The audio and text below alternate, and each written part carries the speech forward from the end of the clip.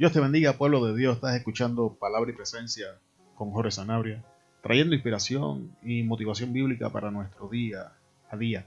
En el día de hoy me gustaría hablarte de un tema que las personas tienen diversa opinión sobre el mismo y me gustaría compartir contigo un poco de lo que dice la Biblia referente a ese tema y vamos a estar hablando del llamado. Pero exactamente, ¿qué es el llamado? ¿Cómo reconocemos el llamado? ¿Quién es el que llama? Seremos todos llamados. Y vamos a ver qué dice la Escritura referencia a este asunto. Y vamos a empezar con la pregunta de, ¿somos todos llamados? ¿Seremos todos llamados? Y voy a iniciar esta enseñanza con una contestación controversial que al final de la enseñanza hará sentido. Y la contestación al llamado a esta pregunta, amado, es sí y no. Una cosa muy común que encontramos dentro de nuestras congregaciones en el día de hoy es que la gente confunde el llamado de Dios con lo que ellos quieren hacer dentro de la congregación. Y estas dos cosas no son la misma. Así que vamos a ver los componentes del llamado que encontramos en las historias bíblicas y que podamos poner esto en nuestras vidas para saber si estamos recibiendo un llamado de Dios. Un llamado se compone de la invitación de Dios, la instrucción de Dios, con un propósito y o una destinación del llamado. Por ejemplo, cuando vamos a la historia bíblica, al llamado de Noé, encontramos que la invitación es construir un arca. Entonces, una vez Dios le dice a Noé que construya un arca, Dios procede a darle las instrucciones a Noé de cómo lo va a hacer, las medidas que va a hacer, los materiales que va a hacer. Pero entonces Dios procede y le da un propósito a esta arca que está construyendo, que es la preservación de aquellos que Dios va a traer dentro del arca, y le da una destinación al arca que es la destrucción de aquellos que no lo son. Cuando vamos a Moisés, nos encontramos a Moisés. Está en el desierto Moisés, sabemos la salsa ardiente, Moisés se va a acercar y aquí es donde comienza el llamado de Dios a la vida de Moisés, que comienza con la invitación. Moisés, quita las sandalias de tus pies porque el lugar que pisas santo es, y entonces todos los demás componentes los empezamos a encontrar dentro de la historia. Ya tenemos la invitación de Dios, Dios procede a darle la instrucción que es regresa a Egipto porque quiero que liberes a mi pueblo Israel. Moisés entra en un argumentando con Dios, y entonces Dios le da la instrucción, la invitación, la destinación de lo que Dios va a hacer a través del llamado. Entonces una vez la inseguridad de Moisés es trabajada por Dios, entonces Dios vuelve y le dice, regresa a Egipto, liberta a mi pueblo, introdúcelo a la tierra que yo te voy a mostrar. Entonces tienes que ver estas cosas, pero vamos a ver otro personaje. Cuando Saúl unge a David, y de esto voy a estar hablando un poquito más adelante. Cuando Saúl unge a David, volvemos y encontramos a Dios dando todos los componentes. Saúl, ¿hasta cuándo vas a llorar por lo que yo he desechado? Esa es la invitación. Levántate y ve a la casa de Isaí. Esa es la instrucción, porque de entre sus hijos yo me he hecho de un rey, y ese es el propósito del llamado. Vamos a Amós. Amós tiene un llamado un poco distinto a los demás. Amós es llamado a ser profeta, y Amós tiene un llamado en su vida personal a casarse con una prostituta, y una vez aún en este llamado vemos todos los componentes. Dios le dice a Amós, ve y cásate con una prostituta, y entonces le dice, porque este es el pueblo de Israel y yo le voy a mostrar al pueblo de Israel su prostitución. Lo vemos en Jonás. Cuando vamos a Jonás, vemos los mismos componentes. Ve a Nínive y predica el evangelio que va a ser destruido, Así que quiero que entiendas que estos componentes no son opcionales, es algo consistente durante toda la escritura.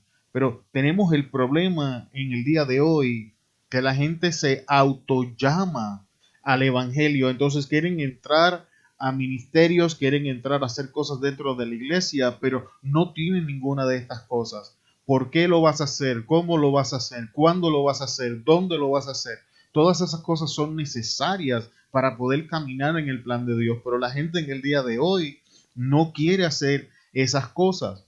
El llamado el llamado de Dios a nuestra vida se recibe en distintas formas o maneras. En el caso de aquí vemos a personas que recibieron la invitación directa de Dios a su vida. Eso sería Moisés, sería Amós, sería Jonás y sería Noé. Sin embargo, tenemos un personaje bíblico donde no recibe una invitación directa de Dios, y ese personaje es Nehemías.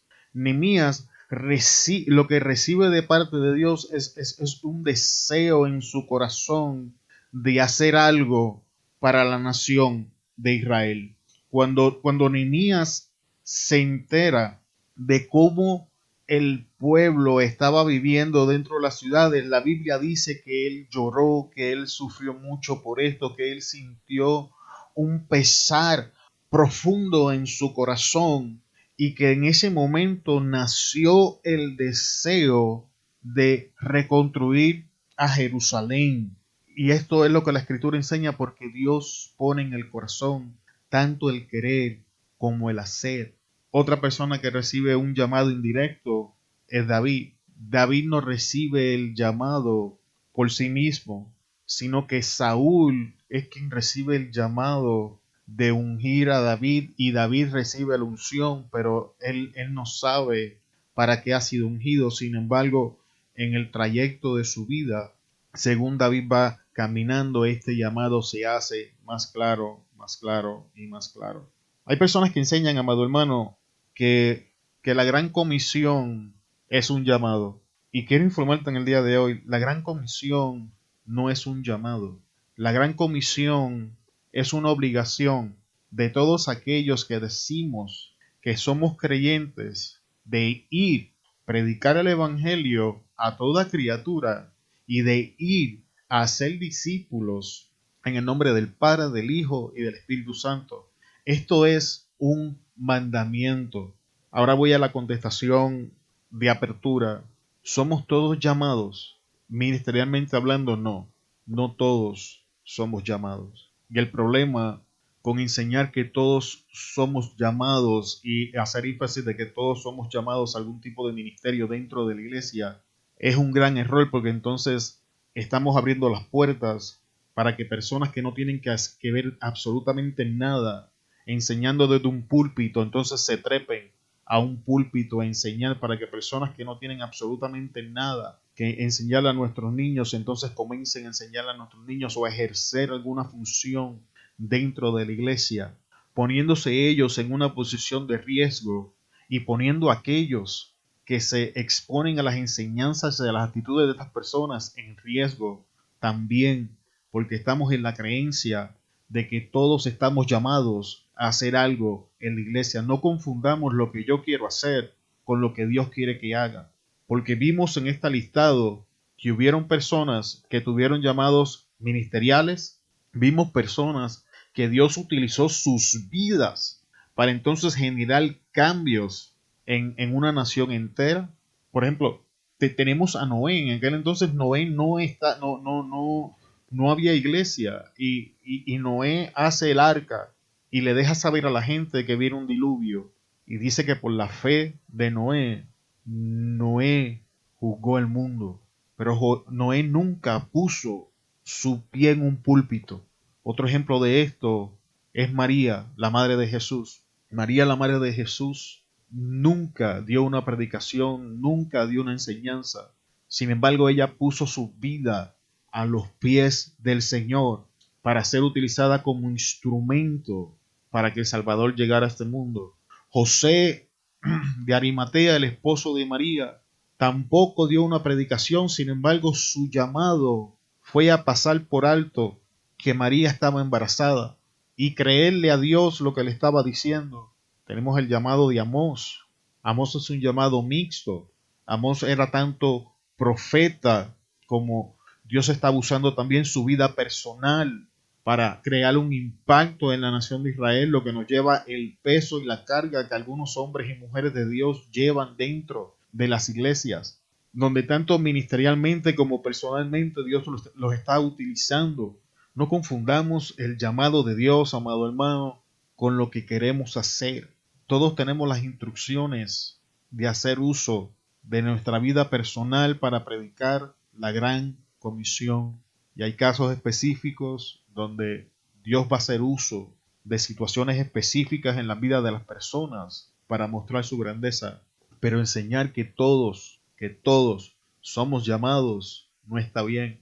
En el día de hoy tenemos algo muy común que son los autollamados, personas que se llaman a sí mismos a los ministerios, y voy a usar por ejemplo maestros, predicadores, evangelistas, pastores, gente que se autollama a estos ministerios. Entonces cuando les preguntamos sobre el asunto, no saben describirte el llamado, no saben qué van a hacer, no saben cómo lo van a hacer.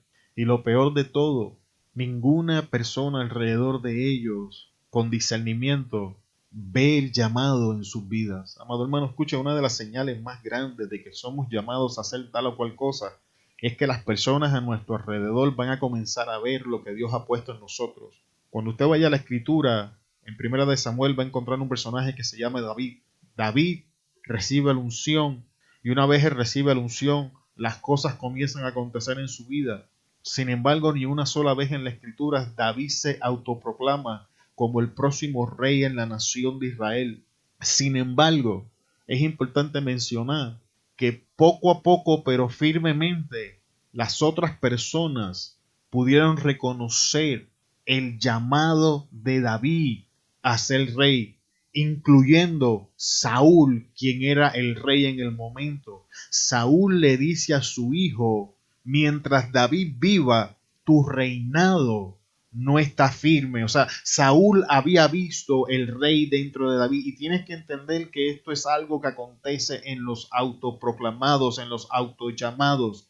Ellos se dicen a sí mismos ser tal o cual cosas, pero los demás, aquellos que están ejerciendo, aquellos con el discernimiento, no ven el llamado. Esto es importante, hay que definir y tenemos que entender si estamos siendo llamados o nosotros nos estamos llamando porque queremos hacerlo. Otra cosa que es muy común en el día de hoy es aquellos verdaderamente llamados que resisten al llamado. Y esto nos habla de Jonás. Jonás recibe el llamado directo de Dios de que vaya a predicarle a Nínive, pero Jonás decide no ir a Nínive, sino que se va para Tarsis y cambia el propósito del llamado, cambia la destinación del llamado, cambia la invitación del llamado. Lo que quiero decir es que cambió el llamado en general. Dios le dice: ve a Nínive, él dice: yo voy a Tarsis. Dios le dice: ve y predica a Nínive, él dice: no le voy a predicar, voy a ir en la dirección correcta. ¿Cuál es el resultado de esto? La Biblia nos enseña que cuando Jonás se montó en el barco que lo iba a llevar a Tarsis, se desató una tormenta, y esto habla de situaciones totalmente innecesarias en nuestra vida. Amado hermano, si usted ya recibió el llamado, si usted ya tiene el componente del llamado, si sea que Dios lo puso en su corazón, sea que Dios le habló a través de una persona, sea que Dios se lo confirmó, sea cual sea la forma, pero que el llamado es genuino de Dios, no sigas corriendo, no sigas huyendo del llamado, porque estás desatando tormentas innecesarias sobre tu vida. Dios no va a cambiar su opinión sobre el llamado. Dios no va a cambiar su opinión en el plan. Dios no va a cambiar lo que ya dijo. Si Dios dijo: Jonás, vas a ir a Nínive y le vas a predicar, es porque Jonás, vas a ir a Nínive y vas a predicar. Aun cuando tengas que pasar la tormenta, aun cuando tengas que pasar días innecesarios sobre el pez, aun cuando tengas que llegar vomitado, pero vas a llegar a Nínive. Y esto es importante que lo entendamos. Amado hermano, otra cosa que es común son personas que reciben el llamado pero adulteran el llamado. Para que el llamado se mantenga bajo la cobertura de Dios, entonces tenemos que dejar que Dios dé todos los componentes del llamado. No podemos forjar la invitación, el llamado, ni las instrucciones, ni la destinación o el propósito de este llamado. En el momento en que nosotros metemos las manos en una de esas cuatro cosas, hemos corrompido el llamamiento. Y estas son cosas que pasan en el día de hoy. Hombres de Dios inician en el ministerio un ministerio poderoso y entonces en algún momento comienzan a adulterar uno de estos componentes en el llamado y el llamado poco a poco se va alejando y alejando hasta que en muchos casos ya no es un llamado genuino. Y de ser un llamado que inició en Dios, es un llamado que finaliza en los hombres. Un ejemplo de esto sería Saúl mismo. Y aunque desde el inicio Saúl representa lo que el hombre escoge, quien hace el llamado al verdadero hombre de Dios, que es Samuel, es Dios. Pero entonces vemos a un Saúl que poco a poco se fue desviando del llamado hasta el punto que Dios lo desecha. Así que, ¿qué es el llamado? El llamado es la invitación de Dios para hacer algo para su gloria. El llamado nunca ha tenido el propósito de exaltar o engrandecer al hombre, sino de engrandecer a Dios. ¿Cómo sé si soy llamado? Las escrituras te lo van a confirmar. Dios va a poner en tu corazón tanto el querer como el hacer, y las personas que están alrededor tuyo, hombres y mujeres de Dios, van a comenzar a ver el llamado en tu vida. Y antes de finalizar en el día de hoy, quiero abundar en esto de Dios pone en tu corazón tanto el querer como el hacer. ¿Cómo se ve esto en la vida práctica? Volvamos un momento a Nehemías. Nehemías no estaba buscando un llamado. Nehemías no estaba buscando entrar en la obra. Nehemías simplemente estaba preguntando cómo se encuentran los hermanos allá en Jerusalén. Y esta noticia creó un impacto en Nehemías, lo que generó un cambio de interés en el corazón de Nehemías. Por la relación que había entre el rey Artajerjes y Nehemías, podemos decir que Nehemías le servía con fidelidad y que había una muy buena relación entre ellos. Así que Nehemías no tenía razón para perseguir ninguna otra cosa. Así que una de las manifestaciones es un cambio de interés. Cosas que estamos persiguiendo en este momento, de momento dejan de perder su importancia y cosas que no estaban en nuestro panorama entran a la escena. Esta es una señal que no podemos pasar por alto. Segundo, Nehemías siente un impacto, siente un peso y una carga por esta situación. La Biblia nos enseña que Nehemías fue literalmente quebrantado por eso que estaba aconteciendo. Así que otra señal que no puedes pasar por alto, si Dios lo está poniendo en tu corazón, vas a sentir una carga, una responsabilidad por hacer eso que está llegando a tu corazón. Número 3 es que Nehemías creyó que él podía hacer algo ante la situación. Así que la última señal que quiero compartir contigo con esto es que Dios no solamente hace un cambio de interés en nuestra vida, Dios no solamente pone un peso o una carga sobre el asunto, sino que Dios nos ayuda a reconocer que podemos hacer algo en el área que nos está llamando. Aun cuando no nos demos cuenta que el impacto de lo que vamos a hacer es mucho más grande de lo que nosotros pensamos, Dios pone en nuestro corazón que hay algo que podemos y que tenemos que hacer. Así que, amado hermano, el llamado origina en Dios, sale de Dios, es sostenido por Dios y glorifica a Dios. El llamado nunca ha sido de origen humano. No confundas lo que quieres hacer en la iglesia con el llamado de Dios. Te bendecimos en el nombre de Jesús y espero que estas cortas palabras expliquen un poco sobre este tema del llamado. Te bendecimos en el nombre de nuestro Señor Jesucristo y te esperamos en otra enseñanza de palabra y presencia con Jorge Sanabria. Hasta luego.